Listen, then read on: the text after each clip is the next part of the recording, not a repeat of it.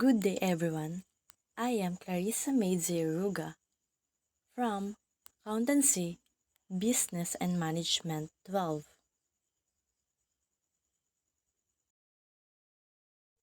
France has a rich literary tradition dating back in the Middle Age. French literature is known for its contribution to the humanist movement, its artistic and philosophical depth, and its focus on individualism and self-expression. The French language has been celebrated for its beauty and elegance, and a wide range of literary genres have emerged from French literature, including drama, poetry, novels, and essays. France is a country located in Western Europe.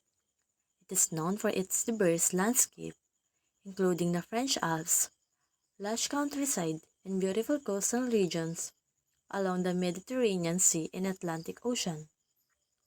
France is also famous for its culture, food, art, fashion, and history. Some famous French short stories include The Necklace by Gary Maupassant and The Little Prince by Antoine de Saint-Exupéry.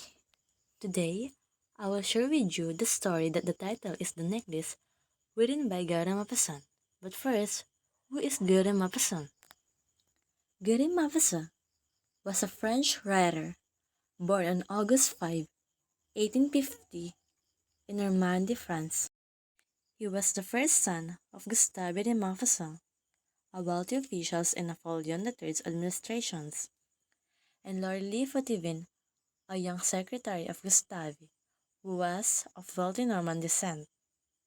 Maupassant's mother separated from his father when he was only 11 years old, leaving young Gueux in the care of his grandmother and his mother's brother. He attended school in Rouen, where he showed promise in writing. His father encouraged Maupassant to study law, and he did so for only few months before dropping out, and then began to focus on his writing, publishing his first short story, Bolisov, at the age of 25. Over the next decade, Maupassant became one of the most popular writers in France, known for his short stories and novels that captured everyday life in the French provinces. Many of Many of his stories were published in the popular French journals, including La Gauloise, Il Blas, and La Revue de Paris. Maupassant was often compared to the great realist French writer Honoré de Balzac. His stories frequently dealt with themes of love, death, and the struggles of everyday life. In 1880, he published his first novel, On Vie, which depicted a woman's struggles and a difficult marriage.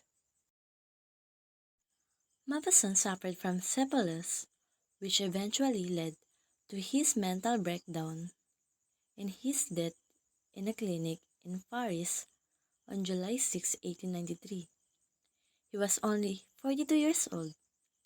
Maupassant's literary legacy lives on through his stories, which continue to be read and studied all over the world.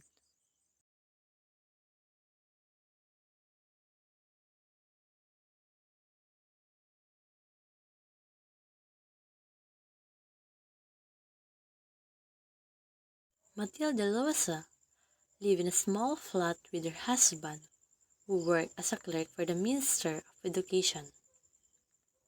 Matilda was a very pretty young lady. Neither did they live a luxurious life nor were they poor. Matilda was very unhappy because she always thought that she was born for all luxurious in the world, but she had to live a petty and simple life. Her husband brought an invitation to a dinner party organized by his office. He thought his wife would be excited, but instead, she was upset. She complained that she had nothing suitable to wear to such a great occasion.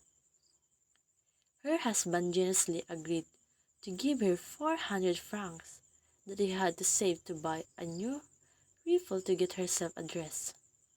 Matilda became anxious in the weeks of the party.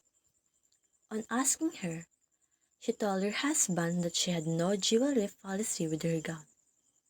He suggested that perhaps she could borrow something from her friend Jean Farce.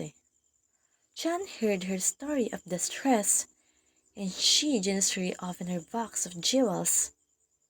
Matilda borrowed a sparkling diamond necklace. Matilda and her husband attended the gala and had great time. Matilda looked very pretty, elegant, and graceful. Everyone at the party noticed her and they all wanted to be introduced to her. She was so glorified by her beauty that she became very careless. They arrived home in the early hours of the morning. When Matilda viewed her glory in the mirror, she realized the necklace was missing. They searched for it everywhere in the house. They wondered if it fell in the cab that brought them home, but neither of them noticed the number. Matilda's husband went out to search the street but returned empty-handed. He also went to the policeman and to the cab offices to raise a complaint.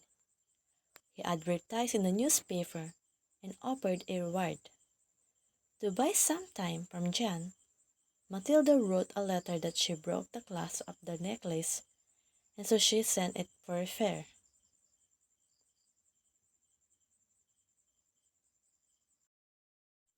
In the meantime, they found a similar kind of necklace. The cost of the necklace was 36,000 francs. Her husband inherited 18,000 francs from his father, and he borrowed the rest of the amount from the moneylenders.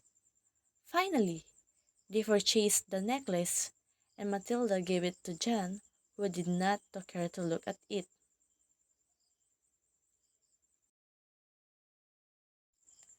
Matilda's life changed dramatically in the next 10 years. They moved to a much smaller apartment where she cooked and cleaned herself.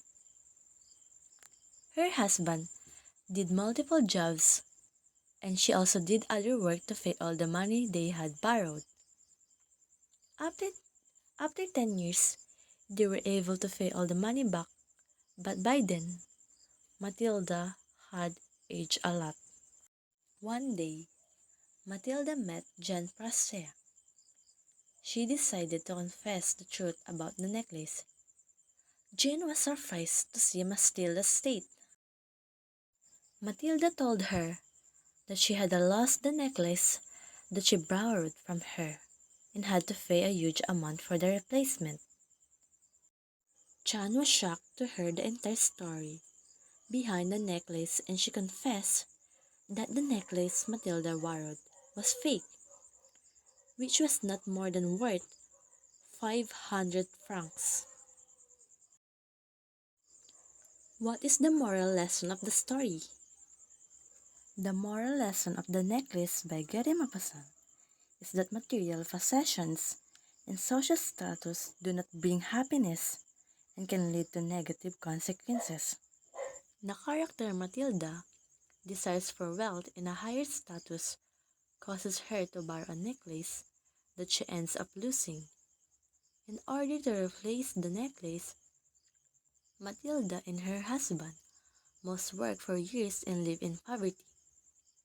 Eventually, they discovered that the necklace was a fake. The story served us as a warning against the pursuit of material possession and the danger of letting them dictate one's life. And that's the end of the story.